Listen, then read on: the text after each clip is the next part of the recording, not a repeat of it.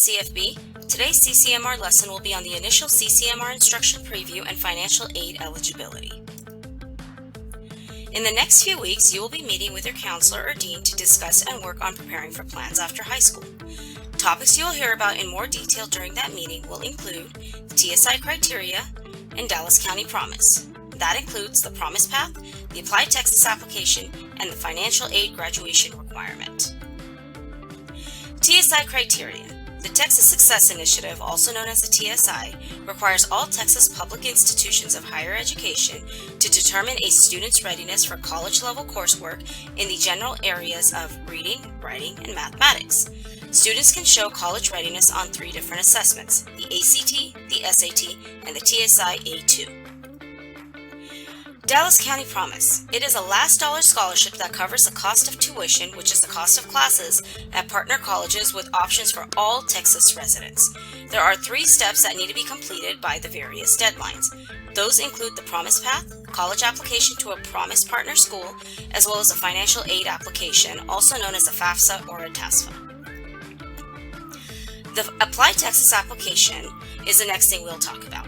So, Applied Texas is a platform that is used by many public colleges in Texas. Students are able to create their own account and profile. You can then submit your application to various colleges and universities. Some may require some specific questions directly from the university.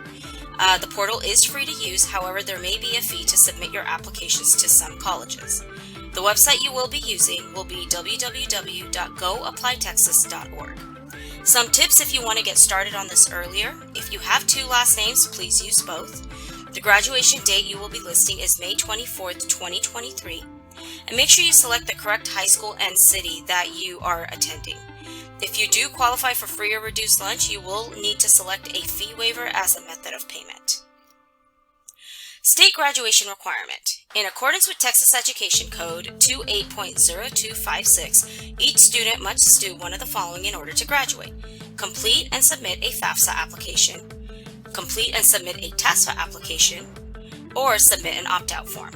But you also need to remember, in order to maintain your Promise eligibility for Dallas County Promise, a student must complete a FAFSA or TASFA as part of that requirement.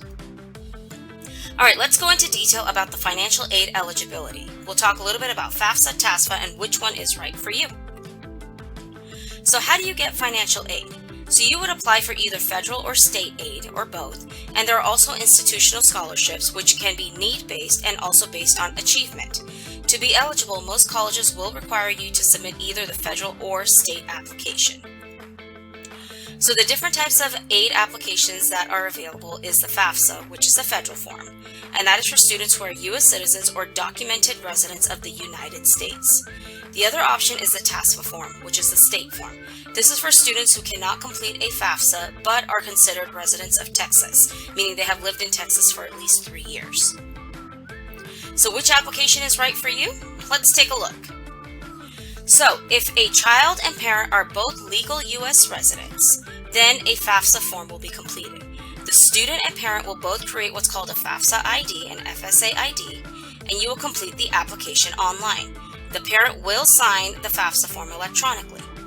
Now, if a child is a resident but the parent is not, a FAFSA form is still going to be completed. A student only will create a FSA ID. The application will still be completed online. However, the parent will need to print out and mail in the signature page as proof of the signature. Now, if the student is not a U.S. citizen or a permanent resident, then they will be completing the state form known as a TASFA. There is no FSA ID. It is typically either going to be a paper application or there may be an online application that a student can fill out.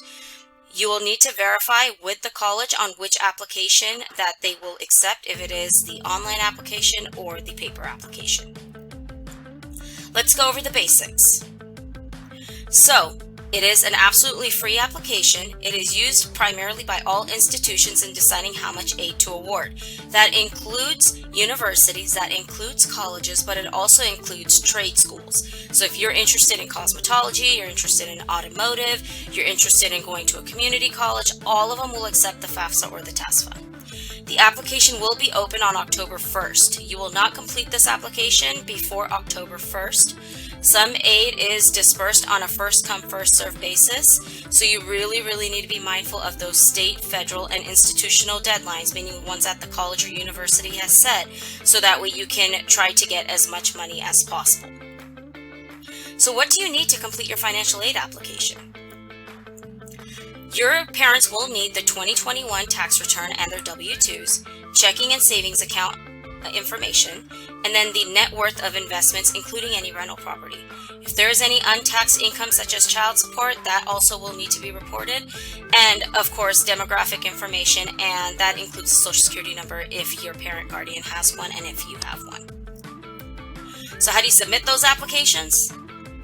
So if you have that FAFSA, it's going to be completely done online, and again, it depends on what you as a student have, what your status is. And so you would complete it completely online. It typically requires that electronic signature, and you can add up to 10 colleges per submission. So for the TASFA, it is going to be completed either as a paper copy or a state online form, depending on the institution you're applying to. State aid deadline to keep in mind for that TASFA is typically December 1st. In order to get the most amount of money, you definitely want to get your applications in before then. Final thoughts. The information that is needed on your FAFSA and TASFA is actually very similar. Award is based on first come, first serve. And you need to also remember to complete your college application, because you will be listing those colleges on your FAFSA or TASFA, and complete in a timely manner so that way you remain promise eligible with the promised deadlines that we have. Don't forget, this application opens up on October 1st, and we will have workshops available. We will have additional information, but we wanted to at least get you started on what you got to do as part of your graduation requirement and something you need to do in order to get to the next step in your future. Until next time, have a good one.